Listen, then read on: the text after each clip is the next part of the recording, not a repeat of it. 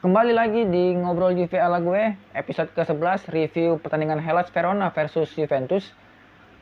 Yang dimana babak pertama ya, babak pertama masih half time skor 2-0 untuk Verona. Nah, di sini gue akan bahas per babak, jadinya nanti babak kedua nanti gue bahas lagi. Babak pertama ya, gue lihat dari starting line up dulu. Ini kejutan lagi, ini gue nggak ngerti Juve bisa memainkan strategi dan formasi seperti ini. Allegri lagi-lagi selalu mengulangi hal yang sama, bermainnya seperti itu dan dengan starting line up yang sedikit gambling menurut gue ya. Babak pertama kita lihat dari Hellas Verona ya. Hellas Verona ini bermain dengan 3-4-2-1 ya, formasi yang pakem jadi gunakan Igor Tudor dari pekan keempat sampai sekarang ya, bahkan baru kalah sekitar 1 kali atau 2 kali. Itu pun lawan Milan, dan itu di comeback di ketika unggul 0-2 di San Siro, di comeback di 3-2 di babak kedua. Nah, mereka seperti biasa ada kiper Montipo, terus Dawidovic, Gunter, dan Casale itu di posisi di 3 back ya. Terus ada Faraoni, Lazovic, sang kapten Veloso, terus ada Tanese, Barak, Caprari, sama Giovanni Simeone gitu. Yang mencetak dua gol di pertandingan ini di babak pertama. Juve ya, ini formasi 4-4-2 ya. Kita tanpa Chiesa, tanpa De Silio, tanpa Moiskin, tanpa Aaron Ramsey. Jadi beberapa pemain, 4 pemain itu cedera, dan yang dimainin Allegri di pertandingan ini gue agak ngerti gitu ya. Chesney oke, kiper, bek kanan Danilo, Bonucci, Chiellini, Alexandro, Cuadrado, Bentancur, Arthur, Rabiot, Dybala, Morata. Yang gue agak sedikit aneh, lagi-lagi Rabiot taruh di sayap kiri dengan formasi 4-4-2 gitu. Nah, untuk analisa babak pertama ya, khususnya di 15 menit pertama nih, Juve hanya dapatkan 1 peluang, itu Morata depan gawang yang sempat ada dari umpan dari Dybala, terus sempat di backheel sama Morata, akhirnya di blok sama kiper, dan satu blunder dari Arthur yang ketika dia mau passing ternyata keblok sama pemain Hellas Verona. Akhirnya bola diambil sama Barak, terus dia shoot ke Chesney, bola muntah diambil sama Giovanni Simeone, skor 1-0. Ini gue nggak ngerti, akhirnya main seperti ini gue jelek banget. Gue lagi-lagi nonton Juve yang 3 game beruntun mengulangi yang sama. Allegri seperti memanaskan taktik yang usang, dipanaskan kembali ya, seperti makanan yang udah 3 hari dibekukan, tiba-tiba dipanaskan lagi untuk dimakan kembali. Ini seperti ini Allegri gitu. Menit 14 dikejutan lagi oleh gol yang cantik, gol indah dari Giovanni Simeone. Ini pemain sensasional karena dia lawan Lazio dia bisa mencetak quadrick 4 gol ya. Waktu Hellas Verona menang lawan Lazio 4-1, dan dia cetak gol itu di menit 14. Praktis setelah menit 14 hingga beberapa menit sampai menit 20 itu Juve masih mencari bentuk permainan untuk menyusun serangan, untuk memecah kebuntuan, minimal mencetak 1 gol untuk seenggaknya menaikkan moralitas, mentalitas Juventus. Tapi di sini gue sesuai dengan preview gue di episode 10 bahwa kalau Juve yang ketinggalan, nah kita tahu bagaimana kalau Juve ketinggalan mereka pasti bakal bermain lebih nyerang, lebih fokusnya ke penyerangan, tapi penyerangannya polanya sama, dari belakang dipassing ke back kasih long pass ke depan, diambil Morata atau Dybala, bola pantul dipantulkan ke sayap Cuadrado mau crossing nggak dapat space, ruang, back pass kembali ke Danilo, dan diulang-ulang seperti itu ya. Diulang-ulang, dan kita nggak tahu fungsi Rabiot ini di kiri apa. Terus yang kita punya Arthur, sang pengatur ritme permainan, malah nggak dikasih bola. Ini gue juga nggak ngerti apa ini yang dimau Allegri untuk di pertandingan ini, atau emang dia mencari formula terbaik di lini tengah seperti apa. Dan ini udah pekan ke-11. Kalau kita seperti ini ya, gue nggak habis pikir mungkin sampai paruh musim Juve berada di 10 besar kali, angka 10 gitu. Untuk Hellas Verona seperti yang gue review kemarin, permainan mereka setelah unggul ya, mereka bakal lebih ngotot, lebih agresif, dan mereka lebih sedikit menunggu di belakang untuk counter attack. Karena Igor Tudor sang pelatih ini, dia bilang di konferensi pers bahwa tidak persiapan lawan Juventus itu ya seperti biasa, maksudnya tidak ada yang spesial untuk lawan Juventus ini. Dan dia tahu hampir semua skuad ini adalah skuad musim lalu yang saat dia menjabat sebagai asisten pelatih ya. Jadi dia kenal Chiellini, dia kenal Bonucci, dia kenal kelemahan dan kelebihan tim ini. Mungkin di luar Locatelli pemain-pemain baru. Artinya di 11 pemain yang dimainkan Allegri adalah semua pemain yang musim lalu bermain di bawah asuhan Pirlo dan dia sebagai asisten pelatih. Jadi dia kenal. Nah, dengan taktik yang dipakai ini dia tahu harus kita tunggu nanti biarkan Juve yang menyerang, kita kejutkan ya paling kita counter attack dengan 3 pemain. Mereka punya Caprari, Barak sama Simeone, itu yang memporak-porandakan duet back tengah kita yang berumur Bonucci sama Chiellini. Ini yang gue nggak ngerti apa yang dimau Allegri. Akhirnya ya terjadi 2 gol di 15 menit awal, yang dimana 15 menit awal adalah bencana buat tim-tim ya, dimanapun kalau kebobolan di 15 menit awal artinya ada sesuatu yang salah di tim ini gitu. Akhirnya Juve berlanjutlah sampai menit 30 ya. Kalau kita lihat jalannya statistik babak pertama itu ya, Juve hanya dapat 1 kali tendangan ke gawang. Ini gue nggak ngerti gitu. 1 tendangan gawang itu Morata atau pas menit akhir juga ada beberapa peluang dari Dybala yang sempat melebar, melambung ke atas, dan juga sempat membentur mister gawang. Tapi dari sisi permainan ini, pola penyerangannya sama seperti lawan Sassuolo, cara bermainnya sama, ya, cara defense-nya sama. Gue nggak ngerti mainnya kayak gimana. Ini udah 3 game seperti ini. Seperti gue bilang, permasalahan utama di Juventus ini lini tengah. Siapapun yang main di depan atau di belakang, itu bukan masalah. Tapi lini tengah ini yang jadi masalah gitu. Kita tidak punya lini tengah yang pakem, yang selalu dipakai sama tim-tim mungkin yang selalu sampai dipakai game per game gitu. Kalau kita lihat rival U29 tuh punya trio pemain tengah yang udah pakem, yang setiap match mereka udah tahu tugasnya masing-masing, tahu mereka harus ngapain, apa yang mereka instruksikan sama pelatih, tugas mereka di lapangan apa, semuanya udah tahu job masing-masing. Termasuk di Roma, walaupun dengan pelatih baru, tapi lini tengah mereka udah tahu apa tugasnya, apa tugas pemain ini, pemain itu. Tapi kalau di Juve, dengan gonta-ganti pelatih, di 3 tahun terakhir gonta-ganti pelatih, ya, lini tengah ini yang selalu jadi PR berat gitu.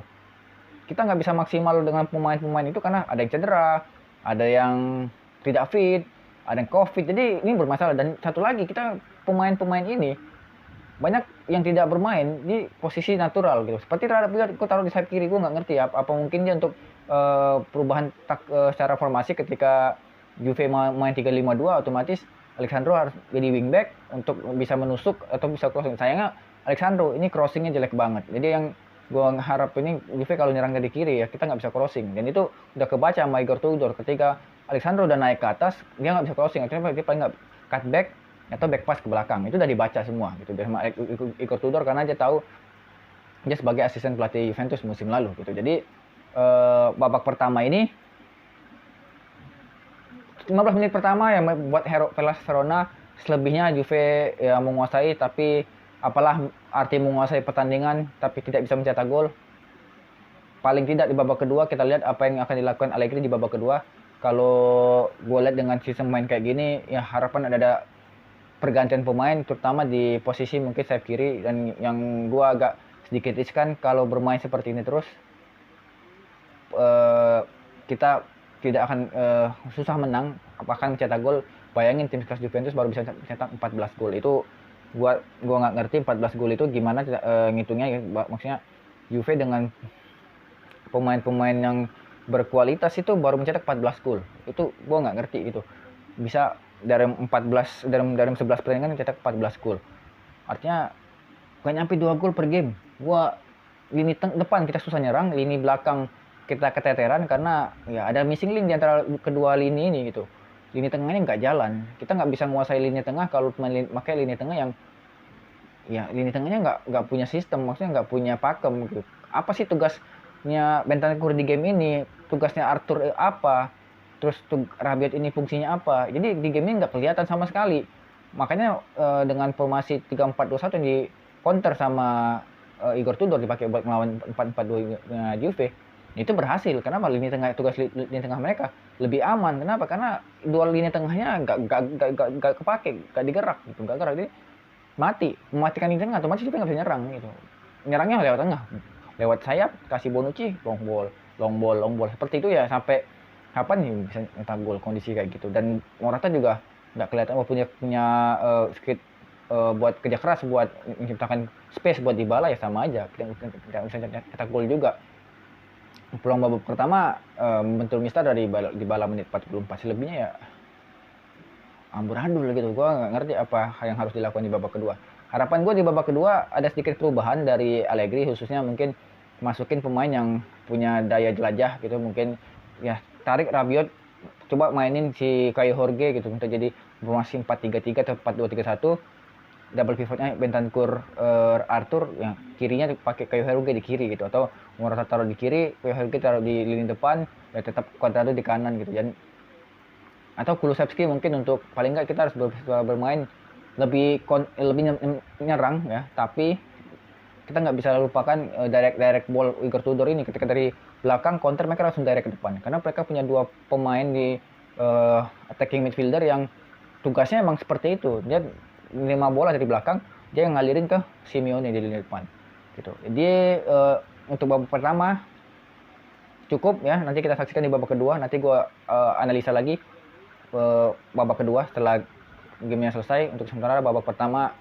Juve mainnya nggak banget, hancur parah ya. Kalau kata Coach Justin, Juve hancur-hancuran mainnya ya. Oke, kita lanjut babak kedua.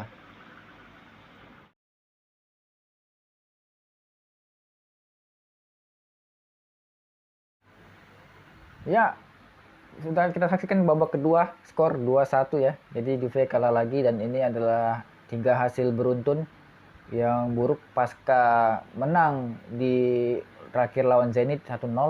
Artinya kita draw seri lawan Internazionale, kalah lawan Sassuolo, kalah lagi lawan Verona. Ya, dari 3 game yang gue lihat semua mainnya sama ya. Babak pertama, babak kedua sama persis gitu. Dan gue bakal lihat statistik di babak kedua dulu ya. Total full time ini ya.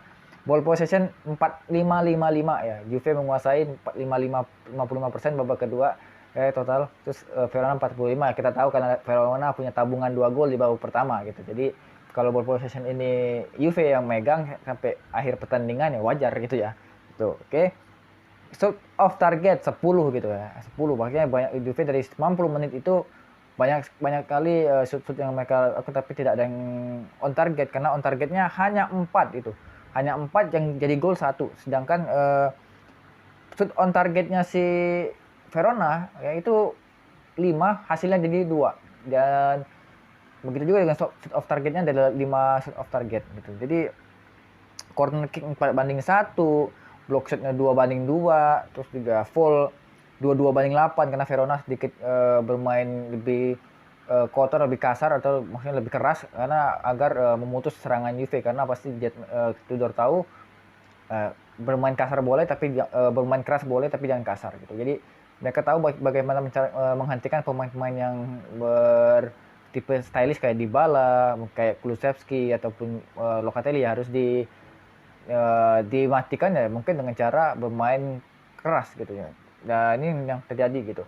Nah, gue lihat analisa babak kedua ya. Babak kedua awalnya tidak ada perubahan. Gue lihat mainnya masih sama kayak babak pertama. Justru lebih mana ya? Lebih polanya bener-bener nggak ada pattern yang mau main gimana. Kita tahu Juve ketinggalan 2 gol, dengan pola main seperti itu dicoba lagi ya, hasilnya juga tidak ada hasil yang sampai menit sampai menit 50-an, 60 itu nggak ada perubahan sama sekali gitu. Allegri mengcounter dengan beberapa pergantian gitu. Udah gue lihat dia ada beberapa pergantian.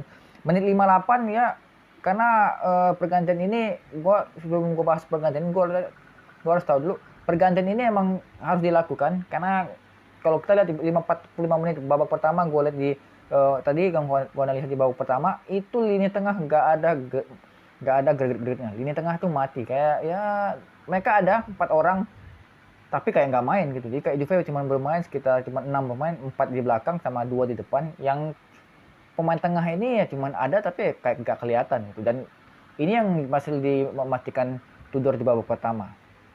Allegri solusinya adalah mengganti pemain tengah ini. Pertama dia ganti 2 pemain dulu. Ya, dua pemain dimasuk adalah Adrien Rabiot yang gue liat ini pemain udah nggak kelihatan dari ketika lawan Sassuolo, ya, diganti sama pencetak gol lawan Sassuolo dan juga pencetak gol di pertandingan ini ya, Weston McKennie. Ya, ini yang pemain ini kayak ada tapi antara ada dan tiada. Ketika dia tiba-tiba ada, dia bisa cetak gol, tapi kalau dilihat semua pertandingan dia nggak ada kontribusi, bahkan nggak kelihatan. McKennie masuk gantikan Rabiot, dan ya Manuel Locatelli yang harusnya mungkin istirahat untuk persiapan lawan Zenit dimainkan menggantikan Rodrigo Bentancur. Ini babak pertama, ini orang gua bingung, ini dia main apa gak kasih di pertandingan ini karena nggak ada kontribusi di babak pertama. Karena mati bola di tengah nggak ada kan di babak pertama. Ini dia akhirnya diganti. Allegri sadar harus diganti nih lini tengah. Itunya tetap bermain dengan 4-4-2. Ya, di sini agak sedikit perubahan karena Cuadrado bermain di tengah, di kanan gitu. Locatelli sama Arthur duet, terus di kiri ada Weston McKennie. Jadi formasi tetap 4-4-2, hanya mengganti personilnya aja diganti gitu. Tidak ada perubahan, beberapa peluang mereka dapat, tapi tetap Igor Tudor dengan 3 pemain di depannya ya, ada Giovanni Simeone, Caprari sama Barak. Ini yang benar-benar yang merepotkan kalau mereka sedang counter karena mereka punya kecepatan, gesit. Ya kita tahu Juve punya Chiellini sama Bonucci yang sudah berumur. Jadi kalau jajak adu lari ya justru dua back ini, back Juve ya keteteran gitu. Jadi emang ini sudah disiasati sama Tudor karena ya dia dulu adalah 1 tahun sebagai asisten pelatih, tentu dia tahu betul gitu kelemahan dan kelebihan nih duet back Juve saat ini gitu ya. Sampai akhirnya dengan itu skor masih tetap 2-0, mainnya juga tetap sama. Ya, serangan seperti itulah. Dan lagi-lagi lini ke kiri ya, ini Alexandro nggak bisa crossing, jadi kalaupun crossing mainnya ya gerasa gerusuk, jadi ya emang nggak punya pola sekali kalau gue lihat di babak kedua ini. 3 game match Juve selalu seperti ini. Gue nggak ngerti ya apakah nanti lawan Zenit berubah atau emang ini jadinya penurunan performa pemain karena kelelahan, karena kita lihat intensitas pemain jadwal Juve juga padat dan pemain yang main seperti itu aja, hampir semuanya itu aja karena banyak pemain yang cedera, dan taktik Allegri yang banyak mengharuskan banyak pemain ini harus banyak berlari. Karena dengan kita banyak taktik bertahan, ini membuat pemain lini tengah ini harus punya stamina ekstra. Kenapa? Karena dia dituntut untuk bertahan dan juga harus dituntut untuk menyerang ketika dibutuhkan. Ketika Juve lagi fokus bertahan kayak mungkin lawan Roma, lawan Inter di babak pertama sebelum gol Dzeko, itu juga otomatis pemain tuh fokusnya ke belakang. Tapi ketika mereka diharuskan ketika menyerang, ya, kondisi lawan Inter di babak kedua, lawan Sassuolo, ini otomatis pemain lini tengah ini punya beban yang sangat berat. Kenapa? Ketika dia harus nyerang, dia harus tidak lupa untuk bertahan. Otomatis dibutuhkan stamina yang prima untuk semua pemain, khususnya di lini tengah. Masalahnya lini tengah Juve banyak pemain pasien BPJS. Ya, ada Ramsey yang cuma makan gaji buta, Arthur baru sembuh dari cedera dan juga butuh waktu untuk peak performance, Rabiot baru kelar Covid, Weston McKennie yang mainnya ada dan tiada. Cuman yang Bentancur kadang ada kadang hilang. Gue nggak ini yang benar-benar stabil mungkin ya, pemainnya tetap gitu-gitu aja, cuman Locatelli. Tapi Locatelli juga demam panggung ketika lawan Sassuolo. Jadi mungkin ketika lawan Sassuolo emang Locatelli emang udah benar-benar udah fatigue, kelihatan dari mukanya ketika diganti mungkin udah lelah karena pertama dia seorang pemain yang akan menjadi penghalau serangan pertama kali sebelum ke lini belakang. Dan ketika untuk menyerang, jadi dia orang pertama yang jadi otak buat menyerang. Jadi benar-benar stamina pemain lini tengahnya harus prima. Yang ini yang gue khawatirin di game ini terlihat sekali gitu. Karena babak pertama kan lini tengahnya nggak jalan. Arthur yang baru pertama kali jadi starter bersama Bentancur. Ini gue Bentancurnya juga kelihatan. Arthur juga hanya cuma dribble yang dia nggak punya, bingung dia mau kasih bola ke siapa gitu. Artinya pemain lini tengah emang hancur di babak pertama. Masuk McKennie sama Locatelli ini sedikit berubah karena Locatelli jadi bermain sebagai box to box ya, sebagai mezzala, posisi di tim nasional Italia. Arthur tetap jadi regista, akan tetapi ya peluang ada, akhirnya banyak berapa tipe pemain dengan wall pass, one to touch dengan Dybala ataupun Morata, tapi tetap aja karena si Verona udah melakukan dengan formasi 7 pemain ya, akhirnya 3-4 7 pemain buat nutup di pagar di depan gawang Montipo ini. Kiper juga lumayan bagus karena ada save Dybala tadi yang dia save yang benar-benar kalau dia gol bisa jadi skor 2-2. Tapi emang di balik itu Juve emang pemainnya nggak berubah dari 3 game terakhir. Jadi hasil ini emang hasil yang harus bukan diapresiasi, emang udah bukan disesali juga, dan ini harus diterima gitu, karena seperti memanaskan makanan yang udah basi gitu ya. 67 mereka masukin Federico Chiesa-ini gantikan Nicolo Caselli, jadi pemain belakang diganti pemain belakang. Terus juga Darko Lazovic asis golnya Simeone yang kedua. Terus juga digantikan sama Bosco Sutalo, jadi pemain tengah juga ya. Nah, akhirnya 2 menit kemudian Allegri mengganti lagi 2 pemain lini tengah yang mungkin sedikit kelelahan dan butuh variasi penyerangan gitu ya.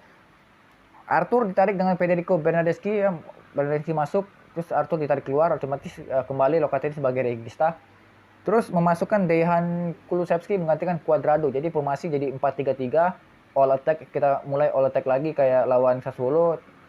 Dengan harapan Juve bisa mencetak 1 gol atau minimal 1 gol dulu untuk menaikkan moral pemain untuk bisa mengejar ketertinggalan itu. Akhirnya dapat ya peluang demi peluang, kerja keras para pemain. Akhirnya menit 80 ya, umpan dari Danilo ke McKennie yang di depan kotak penalti dan syuting langsung gol, dan 2-1 itu sedikit menaikkan moral pemain untuk bisa menyamakan kedudukan. Praktis menit 80 sampai menit akhir itu Tudor menginstruksikan kepada pemainnya ya untuk bertahan total, full defense, karena ya mereka udah unggul 2-1. Karena kalau mereka memaksakan untuk mengcounter atau mempres Juventus ya, karena lagi fokus menyerang, ya mereka mungkin bisa gambling ya, antara mereka bisa nambah gol atau mereka kebobolan lagi. Artinya Tudor menginstruksikan pemainnya untuk bertahan, dan itu membuat Juve all out attack seperti lawan Sassuolo yang hanya tinggal menyisakan Bonucci sama Chiellini di belakang, sisa pemainnya di depan semua. Gitu. Ini yang sedikit mengkhawatirkan juga, apakah nanti bisa di counter. Ya. Tapi akhirnya Allegri juga mengganti pemain lagi menit 82 ya, karena Alexandro ini back kiri fullback tapi crossingnya jelek banget, akhirnya dimasukkan sama Luca Pellegrini yang mungkin kualitas crossingnya lebih baik daripada Alexandro. Akhirnya sekalian gue penyegaran di posisi fullback, karena Alexandro juga sering ditekan sama Barak di sebelah kanan, jadi dia agak lebih kelelahan lah mungkin untuk penyegaran. Dan menit 83 setelah ada 1 menit dari pergantian pemain Luca Pellegrini, sang man of the match ya, menurut gue man of the match dari Simeone ini ditarik keluar bahkan Nikola Kalinic. Ini prediksi gue, Kalinic kan striker oportunis, tinggi besar, emang cocok untuk duel-duel udara. Kalau mereka untuk menjaga keunggulan, mereka butuh striker pemantul. Nah, Kalinic ini orangnya gitu kalau di tim ini. Baru 1 menit bermain ya, akibat blundernya Dybala, karena blundernya Dybala akhirnya bola coba ke Barak ngasih ke Kalinic sudah hampir di tempat ditempel, di marking sama 2 pemain, cepat bisa merasakan tendangan ke gawang, untung melenceng dari tipis dari sisi kiri gawang Chesney. Akhirnya skor tetap 2-1. Gue nggak tahu kalau itu sampai gol, wah itu pertandingan sudah game over. Dan setelah itu 6 menit terakhir ya, plus 5 menit tambahan waktu, Juve all attack sampai menit 89 itu ada peluang dari Paulo Dybala yang hasil dari wall pass ya, one to touch sama Locatelli, tapi tetap Montipo mampu memblok dan akhirnya corner. Dan sampai menit 95 pertandingan selesai ya, skor 2-1 dan Juve kalah. Gue sebagai fans ya, ini kalah itu biasa, tapi lihat 3 game dengan kekalahan seperti ini patut tidak bisa diterima. Kenapa? Ya dengan kualitas Juve saat ini, pemain seperti ini saya Juve bisa bermain lebih baik. Atau kesalahan 15 menit pertama itulah yang harus dibayar Allegri di 75 menit sisa pertandingan. Artinya ya ketika kita ketinggalan 2 gol kalah 15 menit pertama, ya kita harus bisa bounce back ya untuk bisa di 75 menit pertama. Masalahnya kualitas pemain, kualitas lini tengah itu harus menentukan ketika kita mau mengontrol pertandingan. Kalau lini tengah kita nggak jalan, bagaimana mau ngontrol pertandingan? Gue kalau emang ataupun misalnya suatu saat atau Allegri ini dipecat, ya itu juga bukan solusi buat Juve saat ini. Kenapa? Pertama kita harus bayar pesangon Allegri karena baru dikontrak, yang kontraknya sampai 2025 kalau nggak salah. Juve juga butuh untuk mengontrak pelatih baru. Siapapun pelatihnya, ini gue tekanin ya, siapapun pelatihnya nanti yang mau ngelatih Juve, masalah Juve itu bukan di pelatihnya, tapi di lini tengahnya. Ingat, lini tengahnya. Ya. Mau Pirlo balik lagi nih ngelatih di tim ini. Ya, tim ini sama kayak main Pirlo musim lalu. Bukan lebih bagus, malah lebih parah. Karena kualitas lini tengah, ini emang udah nggak bisa membuat tim ini untuk bermain lebih atraktif, lebih menguasai bola, lebih ball possession, lebih menyerang. Nggak bisa. Karena kualitas lini tengahnya sangat menentukan.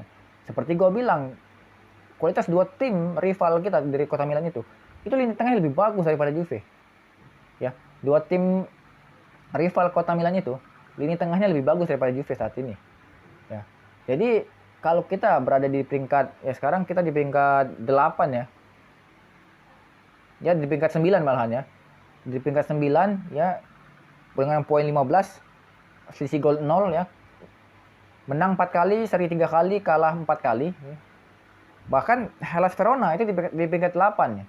Dengan ya selisih kita poinnya sama, tapi beda selisih golnya 4 plus 4 kita 0. Ini posisi yang wah ini tragis banget. Musim 2015-2016 ketika Allegri megang di tim ini, tim musim kedua Allegri ketika lini tengahnya ancur-ancuran, nggak segini amat sih tim gitu. Emang masalahnya cuma satu, lini tengahnya diganti. Ya, jadi gue hasil ini gue bakal lihat dulu ya untuk next kedepannya kan bakal lawan Zenit nih. Juve bakal main di midweek UCL. Gue nggak bisa ekspektasi lebih untuk menang lawan Zenit karena lihat permainan kondisi seperti ini, kayaknya pemain-pemain butuh penyegaran. Maksudnya apa yang mereka harus berpikir, utama Allegri ya, untuk berpikir bagaimana membuat para pemain ini lebih santai, bermain lebih berkepala dingin. Karena ketika mereka kebobolan, mereka sedikit panik gitu.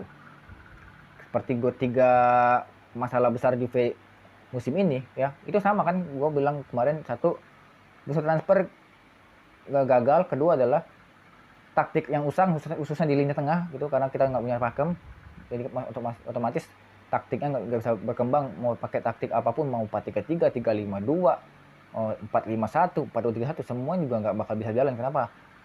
Lini tengah ini kunci yang nggak kita pecahkan sampai saat ini gitu. Yang ketiga, krisis kepemimpinan. Nah disinilah peran Chiellini ketika tim ini bermain sedikit panik. Juve nggak terlalu panik ketika mereka tinggal 2-0. Tapi kualitas lini tengahnya harus jelek banget gitu. Main ke sayap itu nggak bisa seperti itu. Ini Juve dengan pemain mungkin satu level ya, mungkin 2 level lah di atas Verona kualitas pemain, tapi mainnya seperti ini. 3 game bermain seperti ini, gak selamanya bisa bikin menang. Mungkin ketika kita 7 game Juve nggak pernah kalah sampai masuk di UCL, itu juga bukan karena kualitas kita bagus, bisa jadi faktor keberuntungan juga. Karena hoki juga dalam sepak bola tuh banyak bisa jadi salah satu faktor penentu kemenangan gitu. Jadi menurut gua hasil ini sangat-sangat buruk ya, terutama di buat malam minggunya Juventus ini, karena kekalahan ini juga buat kita kurang tidur nyenyak untuk weekend ya. Untuk next lawan Zenit gue bakal bikin preview dan review, mungkin juga bakal ada hot news juga nanti kedepannya. Kalau ada hot news terbaru mungkin mengenai hal-hal yang di luar Juve, mungkin soal Piala Dunia atau nanti tentang peluang lolosnya Italia ke Piala Dunia. Karena kalau lihat Italia nanti gue bahas di pas pekan internasional ya, pasti bulan depan ya. Sekian review gua babak pertama dan babak kedua. Terima kasih yang udah nonton. Jangan lupa like, subscribe, dan komen. Sampai jumpa di video gua selanjutnya. Gua Adi, ciao.